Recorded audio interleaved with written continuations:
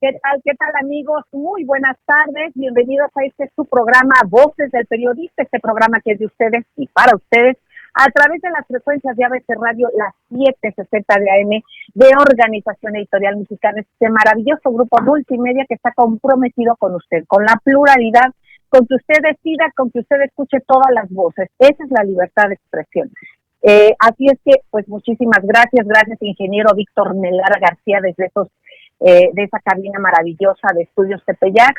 Gracias, Jonathan Álvarez, por el enlace a través de redes, y a ustedes, queridos amigos, decirles que de manera diferida nos retransmiten Grupo Radio Turquesa, la joya del sureste, y por supuesto también las frecuencias de la Pantera, la Frontera Norte, y también un abrazo, Radio La Nueva República. Gracias a todos, gracias por replicar este programa. Queridos amigos, también pueden visitar nuestro canal de YouTube y ver programas de Voces del Periodista, y cualquier cuestión que tengan ustedes o quieran ustedes pueden comunicarse con nosotros al Club de Periodistas de México o a través de el Twitter. Cada uno de nosotros lo tenemos, usted lo puede checar en redes, aquí están en la parte de abajo, si ven también en internet y buscan nuestros Twitter, y los vamos a repetir en un ratito para quienes solamente estén en radio. Un abrazo y estamos en directo, en vivo. Bueno, el privilegio de esta mesa, queridos amigos, ustedes les esperan, tenemos y contamos con Ceci Tapia Solidaridad Mil, que nos dará el tanto y el pulso de las redes sociales. Y bueno, en los análisis extraordinarios, impecables del doctor Rodolfo Ondarza Rovira, de don Rodolfo Sánchez Mena y por supuesto del maestro don Enrique Pastor Cruz Carranza, todos parte fundamental del Club de Periodistas de México, y bueno, pues es un privilegio tenerles en estos micrófonos como siempre. Arrancamos, Ceci querida, ¿qué es lo que ves que causa inquietud en las redes? ¿De qué manera? Por cierto, perdón, como estamos ahorita y no veía yo en la imagen a nuestra queridísima maestra Magdalena García de León, perdón, yo no la tenía aquí en la pantalla, dije a lo mejor todavía no la enlazan, y perdónenme ustedes, maestra queridísima, gracias, institución del periodismo, muchísimas gracias por tu siempre importante y fundamental participación, maestra querida. Bueno, nos arrancamos, Ceci linda, por favor, ¿qué ves en las redes? ¿Qué comentarios nos haces tú también? Adelante. Quiero que sí, querida Celeste, muy buenas tardes a ti, a este gran grupo, a la maestra Magdalena, al doctor, al maestro Rodolfo y por supuesto al maestro Enrique Pastor Cruz Carranza. Pues resulta que hoy, en una de las efemérides más importantes, 20 de noviembre, que es el aniversario número 110 del inicio de la Revolución Mexicana, pues bueno, es un tema muy importante y de tomar históricamente. No es un día de descanso, mañana lo tomamos el lunes, pero es algo muy, muy importante, y ojalá que lo consideremos todos los mexicanos, porque son días históricos y días que nos han dado patria en muchas cosas. Fíjate que tenemos varias tendencias muy interesantes. Primero, que la vacuna de AstraZeneca ha llegado al 95% de su eficiencia, vamos a llamarlo así, y que además participaron 44,000 personas en las muestras y esto ha funcionado. Pues empieza a dar un poco de certidumbre, pero esto no significa que los mexicanos no estemos faltando la corresponsabilidad con el gobierno, porque todo el mundo se está quejando que hay más de 100,000 muertos, 100,104 muertos. El día de ayer fue el anuncio en el reporte diario, pero esto también tiene que ver, pues mucha gente no cree o anda como si nada por la vida, y México ha sido un país que nos ha tratado como adultos a tomar la decisión de te pones o no el cubrebocas, sales o no. En algunos países muy avanzados de Europa inclusive, pues se ha hasta militarizado este derecho, sales y te detenemos, no traes cubrebocas y te detenemos. Entonces ojalá que respetemos y seamos adultos suficientemente para aceptar esa corresponsabilidad de nuestra salud con el gobierno y poder mantenernos sanos.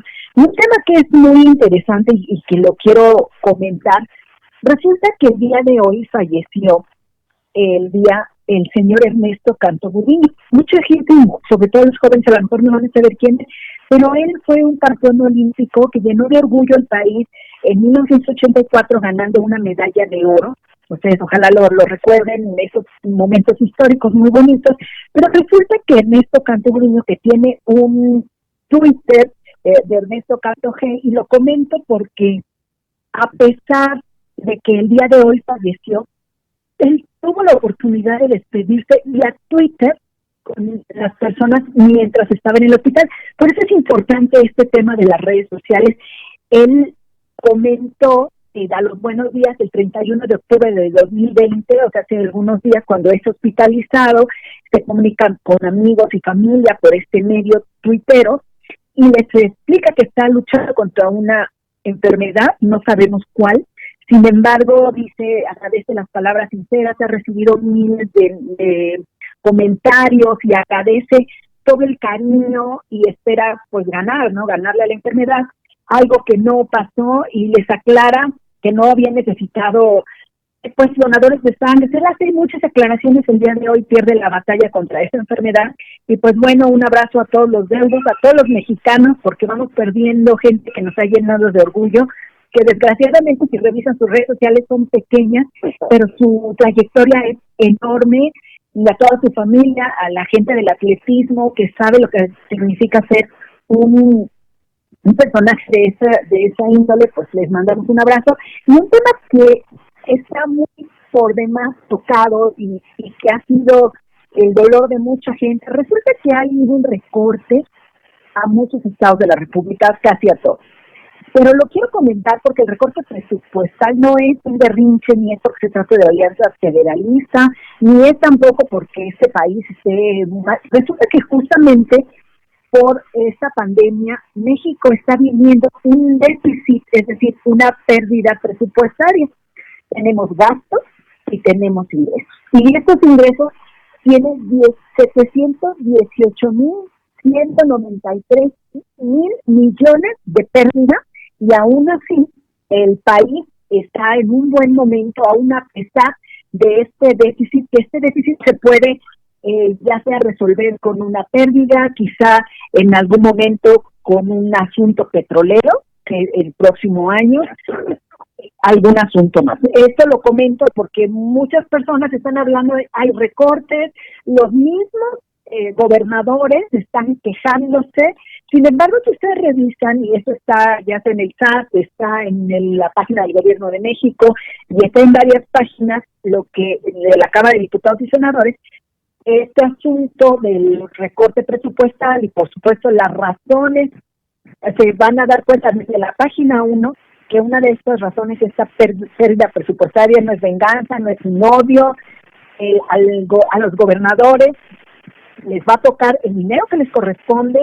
Si hubo una baja, no es tan sustancial, estamos hablando de 2-3% de el dinero que cada año reciben y que reciben completo. Pero bueno, esto tiene que ver mucho por la pandemia. Ojalá que todos entremos en este conocimiento y se sepa que no es un berrinche de la Federación, es un asunto en el que México está en una pérdida, pero que se puede recuperar, y que a lo mejor recuperándose pues ya se puede mandar más presupuesto a los demás estados. Y eso gracias, Ceci, querida, muchísimas gracias. Y bueno, pues obviamente con la reflexión a este día fundamental hay que leer, queridos amigos, y recordar estas fechas tan importantes para el país, estos cambios, estas transformaciones que ha habido en el país. Bueno, ahora y precisamente yo quisiera, hablando de temas de salud, doctor Rodolfo Ondarza Rovira, el subsecretario de Salud, pues señala pues algunas cuestiones de corrupción en la COFEPRIS. Él dice que el proceso de autorización sanitaria en la COFEPRIS es completamente oscuro y discrecional, que no es transparente, que ni trazable ni auditable, y que es desde hace muchos años pues que se ha prestado a la corrupción.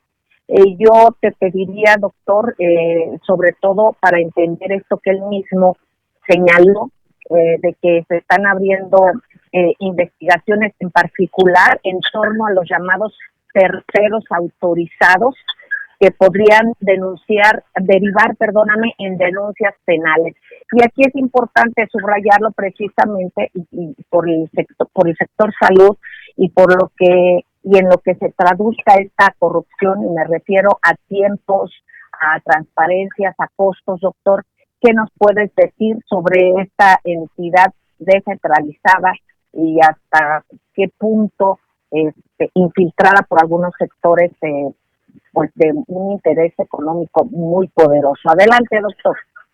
Sí, muchas gracias, Celeste. Muy buenas tardes a todos los colegas, a tu amable auditorio. Efectivamente, tienes toda la razón. La COFEPRIS, que es la Comisión Federal para la Protección de Riesgos Sanitarios, es una instancia muy, muy importante. Es el equivalente a la Food and Drug Administration de Estados Unidos o a otras instancias de ese calibre, o sea, muy importantes para conservar la salud, para de alguna forma promover el que no haya enfermedades, la autorización de medicamentos. En este caso, la COFEPRIS es muy importante, ha sido muy importante y ha sido foco de pues una verdadera tormenta desde que estamos en este sexenio que se está tratando de terminar con la corrupción. La COFEPRIS es una instancia en donde se ha tenido mucho que ver con esa pelea en contra de los distribuidores de fármacos, en contra de las malas prácticas de ciertas farmacéuticas y favoreciendo el abasto de medicamentos. Entonces, pues era una boardilla llena de truanes a lo largo de los últimos sexenios. La COFEPRIS tiene funciones muy importantes. Yo quisiera comentarle a la auditoría, por ejemplo, la COFEPRIS hizo una alerta sobre la falsificación de ivermectina que se ha dicho que se puede usar por algunos autores para el COVID. Entonces, sobre todo al inicio, ¿verdad? Sobre todo al inicio del COVID, cuando sí, pudiera surgir. Hubo una publicación por parte de investigadores australianos, efectivamente, en donde pues se daba como una alternativa. Bueno, la gente lo ha comprado como si fueran dioses. Es un antiparasitario y este medicamento se falsifica. Entonces la COFEPRIS da esa alerta. Cuando hubo el robo de medicamentos, ustedes recordarán, oncológicos, pediátricos, la COFEPRIS hizo también una alerta porque se estaban vendiendo ilegalmente estos medicamentos robados. La COFEPRIS dice pues la fecha de caducidad, la autorización para la Secretaría de Salud, el número de lote, en fin. Luego, pues también se ha estado vendiendo la vacuna contra la influenza por medio de internet. La COFEPRIS se encarga de esto.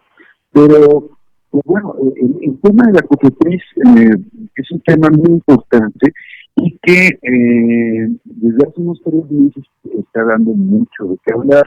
Hace unos 3 meses la COFEPRIS pasa junto con otras 2 instancias de salud hacia la Subsecretaría de Prevención y Promoción de la Salud, que encabeza el doctor Hugo López-Gatell, conformándose de esta forma en una subsecretaría con un poder inmenso. La COFEPRIS pues es muy importante también dentro del Plan Nacional de Desarrollo 2019-2024. Por eso es que pasa a ser parte de esta subsecretaría. Es un órgano desconcentrado y pues que tiene dentro de sus funciones que están ligadas a la Ley General de Salud como parte del artículo 4 constitucional, pues tiene atribuciones de la regulación, control y cumplimientos sanitarios. También pues la idea es que pueda tener vigilancia sanitaria de los productos, servicios, establecimientos de salud, la farmacovigilancia, la tecnovigilancia, la emisión de autorizaciones y registros sanitarios de medicamentos eficaces, seguros y de calidad farmacéutica, así como el fortalecimiento de los procesos de identificación y pronóstico de riesgos. Doctor querido, perdón, ya vamos a corte, ya nos pasamos. Vamos a corte y regresamos con la información, queridos amigos. No perdamos, gracias. Gracias.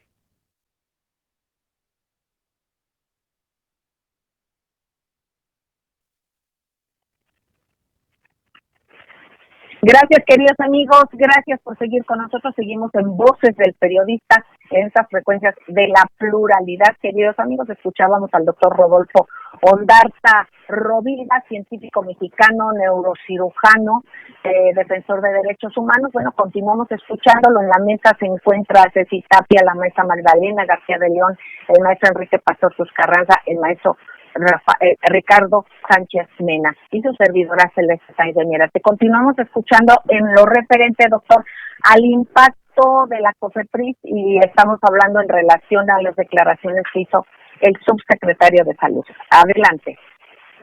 Sí, cómo no, gracias. Efectivamente, López Gatell ha visualizado lo que hemos sabido durante mucho tiempo, sobre la corrupción y el verdadero coyotaje que había dentro de la COFEPRIS.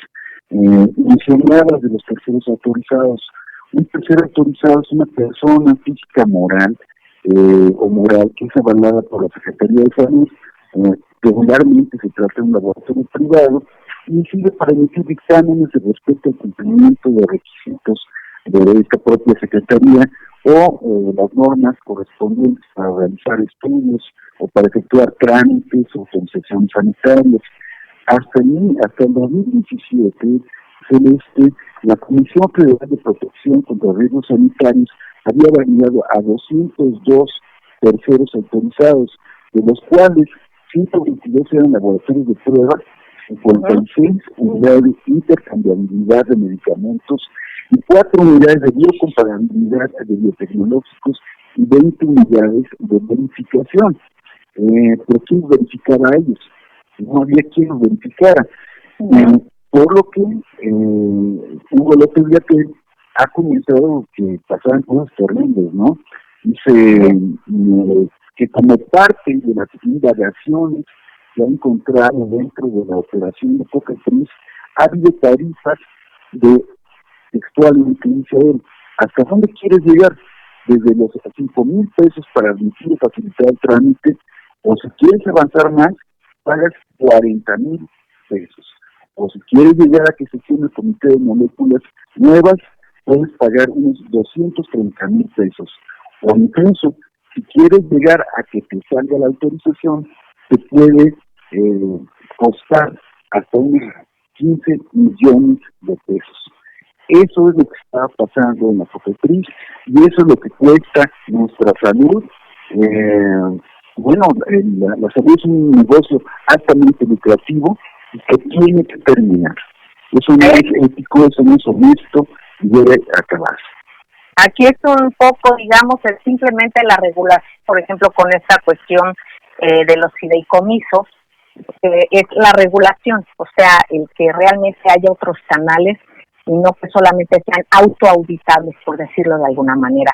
Un tema por demás interesante. Gracias, doctor Rodolfo Ondarza Rovira. Maestra Magdalena García de León, muchísimas gracias siempre por tus aportes. ¿Qué cuestiones consideras tú relevantes en cuanto a lo que son acuerdos, aprobación y regulaciones? Precisamente se habla en las redes y está comentando esa cuestión de la regulación de cannabis, así es que, y también de la regulación de los grados militares. Te escuchamos con atención, maestra querida. Sí, buenas tardes, Celeste, buenas tardes a todos. Sí, el día de ayer el Senado de la República aprobó el dictamen para la regulación del cannabis recreativo. Esta legislación es muy importante y no podía postergarse por más tiempo, entre otras cosas, por los plazos que dio la Suprema Corte de Justicia al Congreso. El senador Ricardo Monreal en la tribuna destacó que la mayoría de los senadores están a favor de esta desregulación, de la despenalización del cannabis, eliminar la prohibición y el estigmatismo en la que se había sumido la marihuana. El presidente de la Junta de Coordinación Política afirmó que esta ley es de avanzada y progresista. Ya no podrá mantenerse en la oscuridad y en la prohibición completa, cuando en otros países han dado un paso en esta materia y México está haciendo lo correcto. En una larga sesión en donde se trató más de dejar clara la postura de cada partido que dio un debate en regla, Los senadores aprobaron en lo general por 82 votos a favor, 18 en contra y 7 abstenciones, es decir, por mayoría se aprobó la Ley Federal para la Regulación del Cannabis y las reformas y adiciones de diversas disposiciones de la Ley General de Salud y el Código Penal Federal. Los senadores de Acción Nacional tuvieron una votación dividida, pero el resto se pronunció a favor de esta reglamentación. Morena, PRI, Movimiento Ciudadano, PRD, PT, Verde y PEL dijeron que es bueno que se termine con la política prohibicionista, la cual demostró ser contraproducente. Los legisladores de Movimiento Ciudadano consideraron que la legislación actuará en favor de la seguridad y contribuirá a disminuir la violencia. Destacaron que el consumo de la marihuana no ha aumentado, sino el de las drogas duras. Algunos legisladores, como Gustavo Madero del PAN, señalaron la importancia de la legislación porque es paulatina y va a hacer frecuentes análisis de los resultados de la descriminalización de esta sustancia. En el salón de pleno, los senadores de Morena, PRI y PT coincidieron en que el consumo no se detuvo con esta prohibición, por lo que es mejor regularlo, vigilarlo y evitar los efectos secundarios como el mercado negro, la violencia por hacerse del mercado y se deja en manos del sector salud y no en las de la policía. Movimiento Ciudadano también recordó que en las cárceles están los pobres consumidores de pequeñas cantidades, pero no los ricos que actualmente lo hacen sin riesgo.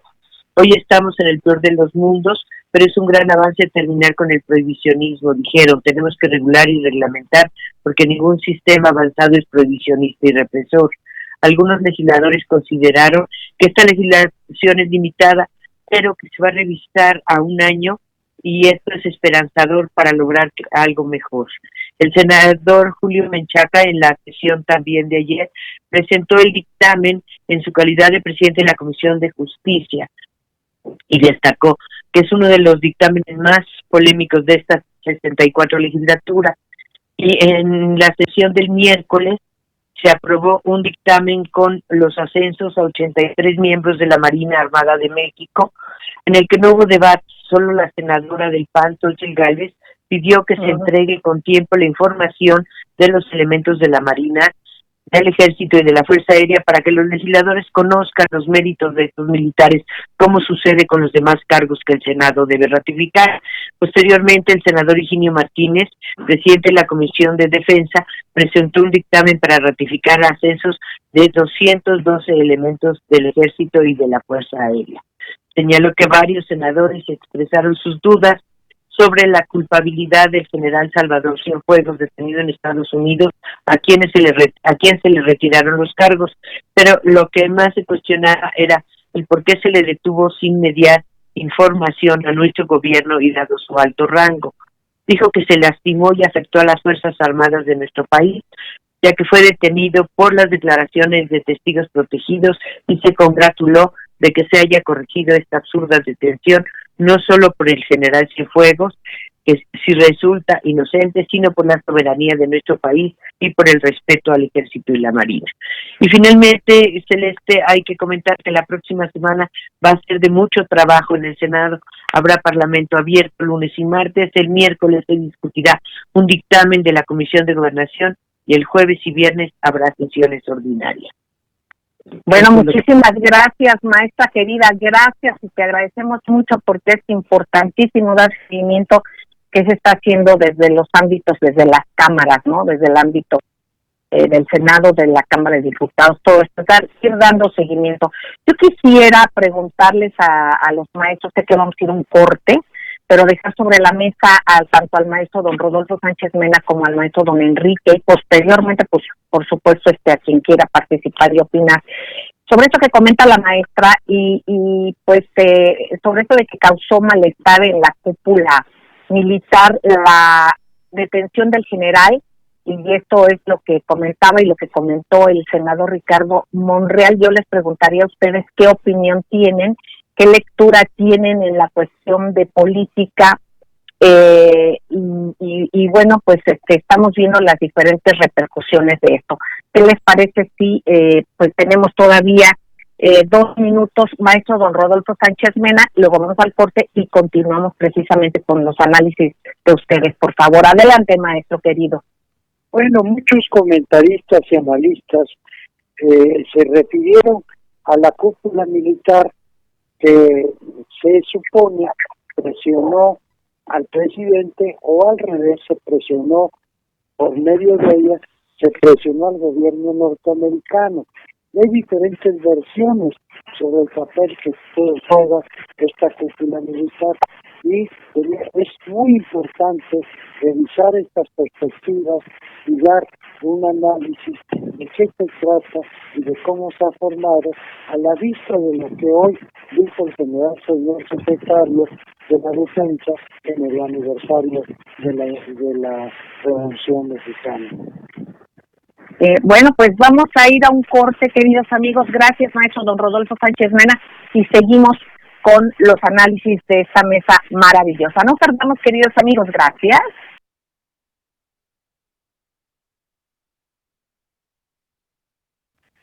Gracias, queridos amigos, gracias. Continuamos en Voces del Periodista, en una mesa extraordinaria donde está el doctor Rodolfo Ondarza Rovira, el maestro Enrique Pastor Carranza, la maestra Magdalena García de León, Ceci Tapia, @solidaridad1000, y el maestro don Rodolfo Sánchez Mena, quien escucharemos precisamente, nos comparte sobre pues esta situación y repercusiones que ha causado y las lecturas diferentes, ¿no?, sobre esta circunstancia y esta situación con el general Cienfuegos. Adelante, don Rodolfo Sánchez Mena, si es tan amable, continuamos escuchándolo. Gracias. Cómo no, con mucho gusto.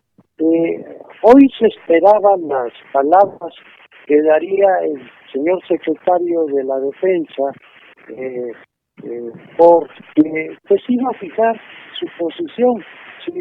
Cómo era esta situación tras el regreso del general Cienfuegos, y de todo lo que comentamos en el pasado programa sobre cómo se desistió la autoridad norteamericana de las acusaciones, de los cargos y el regreso del general secretario. Pues bien, en el aniversario 110 de la Revolución Mexicana, pues el secretario pronunció un discurso sobrio, ¿sí?, un discurso medido, ¿sí?, e informado, y desde luego, ¿sí?, manifestó con toda claridad que el ejército es institucional y que no aspira al poder, ¿sí? Todo esto viene a cuenta por las expresiones, por los análisis que se hacen del poder creciente del ejército, de la función que tiene en este gobierno, toda vez que inclusive el propio secretario, ¿sí?, manifestó en el cuerpo de su discurso cómo la Guardia Nacional forma parte del propio ejército, ¿sí? Entonces, pues esto es una situación muy importante, pero también manifestó la parte policíaca, ¿sí? Aquí todo este tema es un tema que ha sido profundamente debatido, y bueno, pues el señor secretario explicó su posición y fue muy claro y muy específico al manifestar que en el andar de cada militar, cada quien construye su propio camino, ¿sí? Entonces eso fue un mensaje sutil, ¿sí? Claro. Muy claro, ¿sí?, de cómo el ejército, siendo institucional, pues juega un papel, cada uno de sus elementos actúan de acuerdo a su formación, a su experiencia, y responsables de sus propios actos, ¿sí? Entonces, aquí esta situación que estamos viviendo, pues hay una serie de cuestiones que son muy importantes y que son expresiones de muchos voceros, ¿sí?, de diferentes facciones al interior del ejército, pero también hacia afuera. ¿Sí? Hay quienes hablan por la DEA, ¿sí?, y que cuestionan y que argumentan, ¿sí?, que el expediente de la DEA está muy bien fundamentado, etcétera, ¿sí? Pero eso se encargará la Fiscalía de evaluar la información que nos están presentando y también muchos recuerdan, y que ya lo habíamos discutido esto, cómo en los Estados Unidos la confrontación entre las diferentes agencias repercute en nuestro país. Sí, Claro, tenemos claro. la experiencia con la actuación de la DEA en nuestro país.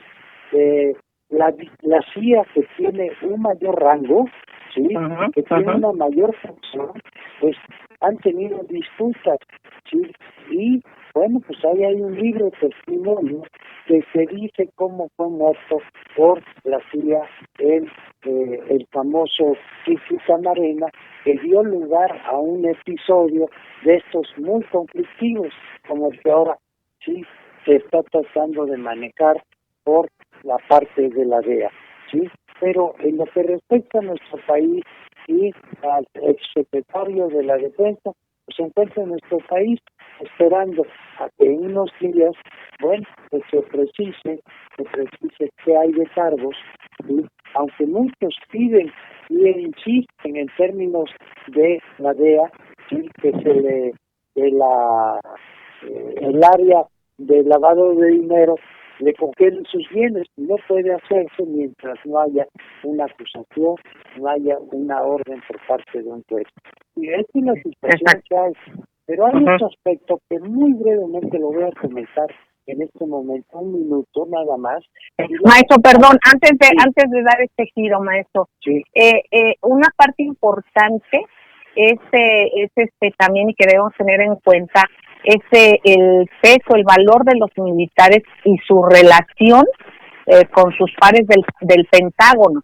Digamos, ese es un poder real, no, por ejemplo, los policías como García Luna. Se lo comento porque también se mezcla mucho un tema con otro, o sea, tratado de equiparar, ¿no? Y aquí las lecturas tendrían que ser a partir de eso totalmente diferentes. Perdón, maestro. Definitivamente, desde la Segunda Guerra Mundial, cuando el general Lázaro Cárdenas transformó la Secretaría de Guerra y Marina en Secretaría de la Defensa Nacional, el papel que jugó nuestro ejército, sí, en la prevención de la Segunda Guerra Mundial, pues los generales jugaron un papel muy importante desde esa época, la planeación de la defensa de nuestro país en lo que respecta a la soberanía nacional lo hicieron nuestros militares, el secretario de la Defensa de entonces, pero actuaba, sí, negociando y en paralelo con los miembros del Pentágono. Esta es una tradición muy importante y un punto de arranque, sí, para la relación que hay entre México y los Estados Unidos por parte de nuestras Fuerzas Armadas. Sí, maestro, lo había yo interrumpido de otro punto que usted quería tocar para pasar con el maestro don Enrique Pastor precisamente sobre este tema y su lectura. Adelante, maestro don Rodolfo. Este es un tema que no ha sido abordado, que no ha sido tratado, pero que se trata de las esposas de los mandos militares, sí, el papel que juegan, dada la misión de sus esposos en situaciones muy delicadas y de alto riesgo. Y muchas de estas mujeres pues están en contacto, sobre todo a partir del momento en que fue un punto culminante cuando el cártel del Chapo, ¿sí? Rodeó las instalaciones de las familias de los militares en Sinaloa, y entonces, puesto que no un estado ya de riesgo, ¿sí? Que dio lugar también entre los argumentos para liberarlo, la amenaza que había de ser agredida a las familias de los militares. A partir de ese momento, las relaciones entre las esposas de los militares se han intensificado, ¿sí? Y juegan un papel muy importante en el apremio que tienen cuando sus esposos, esa red de mujeres de los militares, sus maridos van a misiones y las propias mujeres militares, ¿no? Que muchas de las veces pensamos en militares y nos imaginamos en hombres. Este es un tema que yo le pediría, maestro, darle seguimiento. Es muy poco mencionado, no estudiado, y se trata de la movilidad social y política de las familias en las Fuerzas Armadas. Entonces me parece un tema por demás interesante que ojalá y se le pueda dar seguimiento. Así es que yo esto se lo agradezco mucho. Y también que va usted a participar próximamente, y hablando de otro tema, pero también que ya lo tocó el doctor Rodolfo Ondarza Rovira, y lo comentaba Ceci Tapia, que está muy presente en las redes, sobre el análisis del COVID en una red de sociólogos en diferentes partes del mundo, y que usted desde como mexicano pues va a participar ahí, y eso nos da mucho orgullo, y ojalá después nos comente y nos tenga al tanto de esto. ¿Nos puede compartir dónde va a ser para ver si podemos desde redes seguirles, o qué información tiene, maestro? No, la próxima semana será este encuentro, en donde veremos la situación que está privando en América Latina, y que ya lo hemos abordado aquí en el programa de Voces del Periodista. Yo con mucho gusto les haré la invitación y los comentarios al respecto. Gracias, maestro querido. Maestro don Enrique Pastor Cruz Carranza, infaltable en la opinión suya sobre estos temas, sobre las diferentes lecturas que se dan, pero sobre cómo impacta, cómo está impactando, y también el papel que se tiene desde los medios de comunicación. Digamos, hemos vivido cosas inéditas en otros temas, pero por ejemplo dándonos cuenta cómo hay intereses que pueden censurar cualquier cosa. Entonces es importantísimo tener en cuenta todo esto y los intereses que hay detrás de todo para tener las diferentes lecturas que escuchamos. ¿Cuál es su opinión, maestro don Enrique Pastor? Adelante, un minutito antes de irnos al corte, y para seguir escuchándolo, perdón. Adelante, maestro. Claro que sí, licenciada. Buenas tardes a todos. Y bueno, efectivamente, este asunto de la detención inicial del exsecretario general Fuegos en los Estados Unidos de Norteamérica fue una carambola de tres bandas, o intentó ser una carambola de tres bandas perfectamente elaborada por quienes lo ejecutaron, tratando precisamente de aprovechar un momento difícil, coyuntural, en los procesos electorales de los Estados Unidos de Norteamérica, y por supuesto crear una inestabilidad, o pretender romper esa gran empatía y ese trabajo coordinado que en México se está llevando a cabo a partir de esta nueva administración, en donde el Ejército, la Marina han entrado a ocupar y a participar directamente en el marco de muchas zonas profundas y altamente estratégicas, en donde la delincuencia política organizada y delincuencial globalizada habían tomado el total control de esas mismas. Hablamos de aduanas, hablamos de fronteras, hablamos de muchas costas y muchos lugares en donde, en el marco de la privatización de playas y concesiones de toda esta índole, se convirtieron en centros, en cabezas de playa y de muchas actividades de esta índole. La solidez de la lealtad de un gobierno democráticamente y legalmente instituido como el del licenciado Andrés Manuel López Obrador, donde no entraba la duda de una elección concertada, negociada, tira por los suelos este efecto que se quiso dar. En el siguiente, regresando al corte, continuaríamos con el análisis, licenciado. Gracias, maestro. Queridos amigos, vamos a un corte y no tardamos. Gracias.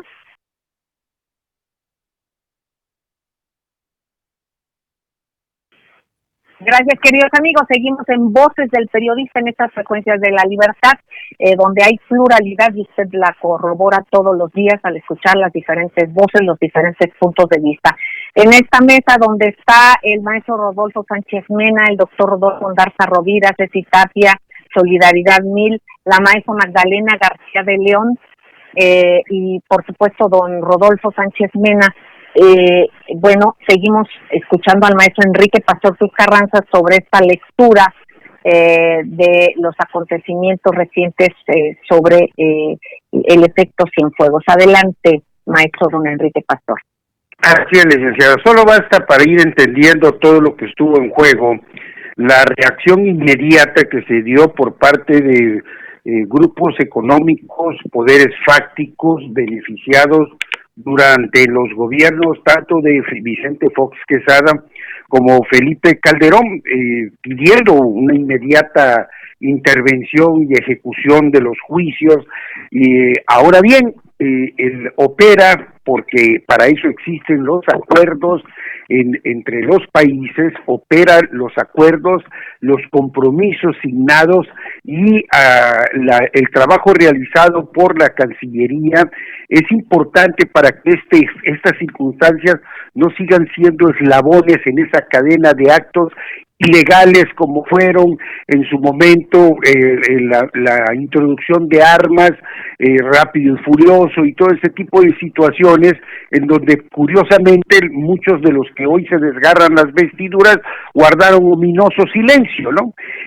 Hoy quieren cuestionar y quieren poner en la lupa de complicidades al canciller cuando su trabajo es diplomático y si a alguien le corresponde llevar a cabo estas investigaciones, si es que hubiera material para hacer las investigaciones, pues sería precisamente la Fiscalía General de la República, que hasta el momento pues no hemos escuchado ningún tipo de posicionamiento. Es evidente que hoy, y no es difícil ubicarlos, hoy simplemente estamos viendo una rebeldía política por lo que se avecina en los procesos electorales, por los que creen y sienten que el presidente les debe una cuota de poder y los que exigen elecciones de Estado como se dieron en otros tiempos a partir de estas elecciones próximas en donde quieren llevar la garantía plena desde el presidente, no como se debe de hacer y como lo ganó el presidente Andrés Manuel López Obrador en las urnas. Hoy quieren decisiones o negociaciones al estilo Lozoya Austin para la reforma energética, donde ya tengan amarrados no solo los maletines de dinero, sino también las gubernaturas, presidencias municipales u otros cargos. Es clara la intención de generar un conflicto político entre el expresidente Enrique Peña Nieto y el actual presidente de México,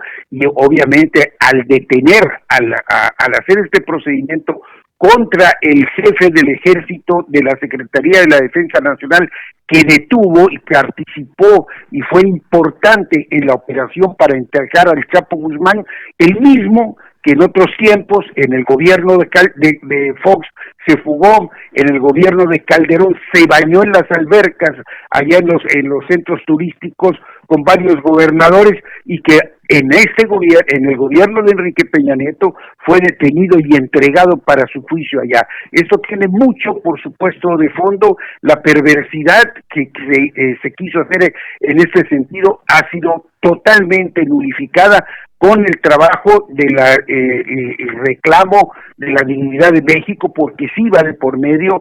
En México nunca se ha detenido a ningún norteamericano, el gobernador de ninguna parte haya hecho lo que haya hecho, y porque hay estos acuerdos, se integran las carpetas de investigación y se entregan para realizar las correspondientes. Entonces, hoy no existe, como se ha dicho constantemente por parte de los medios, ningún tipo de investigación, y sí sería muy interesante que nos informemos perfectamente en este sentido, porque no se ha llevado a cabo absolutamente ningún acto de complicidad.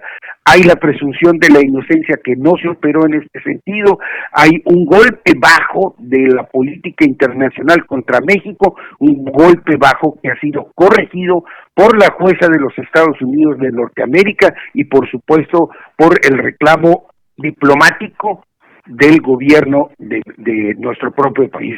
Yo creo que si algo verdaderamente da esta calidad política y jurídica para hacer el reclamo, es que tenemos un presidente democrática y legalmente electo. No tenemos haygacidos como haya sido, compradores de voto o acuerdos inconfesables como fue la gran transición del 2000, que fue la gran concertación a favor de Fox para un PRI y un PAN que siguió vigente gobernando paralelamente. Esa sería mi lectura rápida. Gracias, maestro don Enrique Carranza. Yo pediría, queridos maestros, el tema que ustedes quieran poner, algo que se les haya pasado comentar o que quieran reflexionar sobre esto mismo que se ha compartido en la mesa. Adelante, doctor Rodolfo Garza Rovira, por favor. Sí, Celeste, gracias. Yo celebro mucho que a través de esta legalización de la marihuana se trata de minimizar, o sea, se trata de quitar la criminalización sobre el acto de consumirla, o que se promueva la investigación de la cannabis. Pero me parece que es altamente negligente una ley de este tipo que no visualiza, por ejemplo, de qué cannabis estamos hablando. Este traído cannabinol puede ser incluso considerada droga dura dependiendo de la concentración con que vengan los componentes activos de la marihuana. Y no hay una parte en esta acción de legalización en donde esto se contemple. Entonces es muy negligente, demuestra la ignorancia en el Senado de la República de este tipo de temas que son altamente importantes para la sociedad. Si a mí me lo hubieran dado esa legislación para ser votada, si fuera yo legislador, fuera yo senador, yo hubiera votado en contra hasta que no se hubieran definido algunos temas muy básicos, sumamente importantes, fundamentales. Gracias, doctor. Querido maestra Magdalena García de León, que estamos saliendo, pero por favor muy breves con sus comentarios. Adelante, maestra querida. Bueno, yo cambiaría un poco el tema y me iría por la cuestión del COVID, que en la Ciudad de México, como comentó el maestro Rodolfo Sánchez Mena hace un rato, se están modificando algunas de las medidas. Esto es porque en algunas zonas la gente no hace caso, la gente no entiende de la contagio, siguen haciendo fiestas multitudinarias, siguen estando jóvenes hasta las 5 o 6 de la madrugada en reuniones en donde son contagios a mucha gente que se van a sus lugares donde viven y contagian a otros. Creo que eso debemos de hacer hincapié para que la gente toma más conciencia. Vamos rápido. Gracias, maestra querida. Precisamente es el código QR que es presentar, escanear nuestro teléfono, no sacan el nombre de la persona, pero se quedan en los recintos a donde acuda, para que se registre el teléfono y en dado caso de tener el caso de una persona contagiada, registrarse, poder comunicarse con las personas que hayan estado en ese lugar. Adelante, maestro Rodolfo Sánchez Mena, muy breves, por favor, estamos saliendo. Adelante. Rapidísimo. Yo hago votos porque quien esté negociando el nuevo acuerdo de seguridad, porque lo que fue el Plan Mérida ya quedó rebasado. ¿Sí? Claro. Hago votos para que nuestro país saque la mejor partida y esto traiga la paz consecuente. Gracias. En nuestro país. Gracias, maestro. 3, 4 palabras, maestro querido, don Enrique, adelante. El cambio está enfrentando resistencia, no nos asustemos, por eso votamos. Gracias, maestro. Ceci, querida, adelante. La responsabilidad de la salud de cada mexicano tiene que ver con nosotros, con el gobierno, entonces no solo responsabilidad del presidente y de la Secretaría de Salud, sino de nosotros mismos de seguir las medidas sanitarias. Gracias, queridos amigos. Un abrazo cariñosísimo. Cuídense mucho, por favor, su cubreboca, su careta, tengan toda la limpieza constante, el jabón, lavarse las manos, su gel, todo, amigos queridos. Un beso tronadísimo. Siguen estas frecuencias porque aquí se promueve la pluralidad. Esa es la verdadera libertad de expresión y el derecho a la información al que usted le debemos. Muchísimas gracias. Un abrazo cariñosísimo. Cuídense mucho.